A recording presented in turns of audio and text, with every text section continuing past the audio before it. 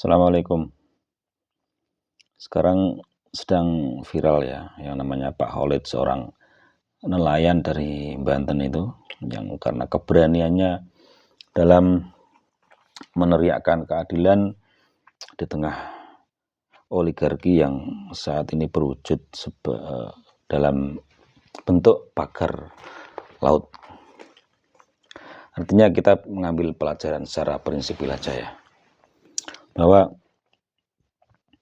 sebenarnya yang namanya nurani seseorang, hati nurani seseorang itu akan terus hidup dimanapun, di pojok manapun, di tempat manapun yang mungkin itu tersembunyi, yang mungkin itu tidak banyak diketahui orang.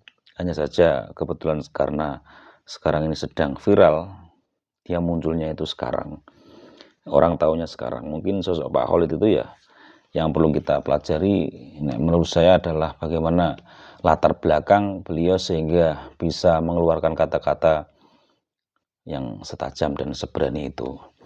Ada kalimat dari Pak Khalid yang menurut saya sangat menarik untuk bisa kita jadikan sebagai pembelajaran. Mati, tentang kematian. Mati bagi saya adalah seperti menetas, menetas dari dunia ke alam lain yang lebih luas dimensinya. Jadi mati itu proses yang wajar. Ini nilai tauhidnya luar biasa. Artinya dia menghadapi kematian itu sebagai sesuatu yang justru orang itu keluar daripada batas-batas yang membuat orang itu tersekat selama ini. Berarti dalam telur itu, telur kalau tidak menetas ya maka dia tidak akan menumbuhkan seorang perkembangbiakan. Jadi mati itu adalah pertumbuhan, itulah kira-kira. Mati adalah sebuah pertumbuhan, karena dengan kematian itu orang bisa menuju ke alam yang lebih luas. Nah, kalau sudah seperti itu pandangannya, berarti kan orang melihat kehidupan di sini ini sekarang ini menjadi kehidupan yang serba terbatas, kehidupan yang bukan merupakan tujuan akhir dari sebuah perjalanan. Dengan seperti itu orientasi orang menjadi lebih panjang, ya kan? Ya itu sih.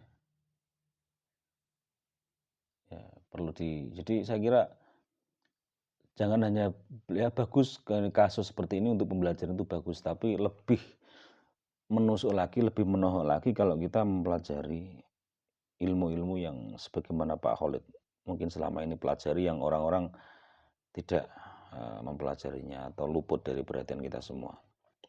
Ini kalau kita baca di komen-komen di YouTube itu ya, banyak orang-orang yang mendukung Pak Khalid itu banyak sekali. Ya, tapi ya akun-akunnya kita nggak tahu siapa mereka, siapa komennya, tapi banyak yang mendukung. Misalnya ini, maju terus pantang mundur Pak Khalid. Maju terus Pak Khalid membela kebenaran, kalaupun nyawa taruhannya dan pasti surga tempat Bapak. Jangan ada kata takut. Pak Khalid semoga selalu dilindungi Allah. Artinya rakyat Indonesia itu dalam hati mereka masih merindukan yang namanya keadilan gitu loh. Ya kan? Mantap, kami bangga Bapak berani. Ya seperti itulah. Terus berjuang demi kejayaan bangsa Indonesia. Pak Khalid memang orang kecil, tapi dari perjuangan untuk masyarakat dia sebenarnya adalah tokoh besar bangsa ini ya. Tentu setiap kebenaran yang diperjuangkan kita harus ikut mendoakan ya. Saya kira kita adalah manusia, di mana ada kemanusiaan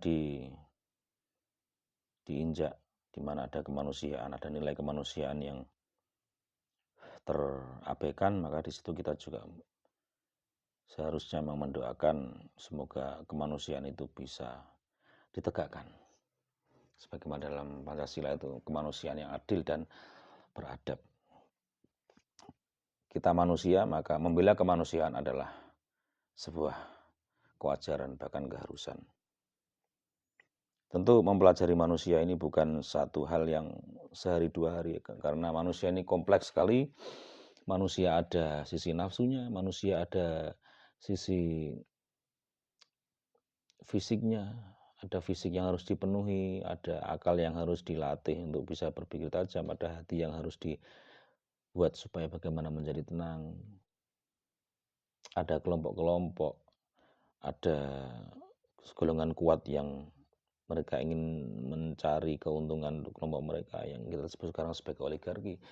Dan ada mayoritas orang yang mencari makan dengan cara yang bersusah payah kan, tapi lahan mereka diambil atau dikuasai oleh segelintir orang. Nah, seperti itu. Ini kan masalah-masalah kemanusiaan. Maka kalau orang beragama, orang itu harus peka terhadap masalah kemanusiaan. Minimal nyembung ketika diajak bicara. Minimal kalau ada di sana ada jeritan ya kita ikut merasakannya, mendoakannya, atau membicarakannya, mengobrolkannya. Karena mengobrol itu juga bagian dari kita nyembung dengan masalah-masalah kemanusiaan. Beragama tanpa kemanusiaan itu adalah kesombongan tapi kedok. Kesombongan yang berkedok agama. Ritual agamis yang tidak ada kemanusiaannya itu adalah sebenarnya adalah pemuasan hawa nafsu dengan kedok-kedok agama. Seolah menyembah Tuhan tapi melupakan masalah kemanusiaan.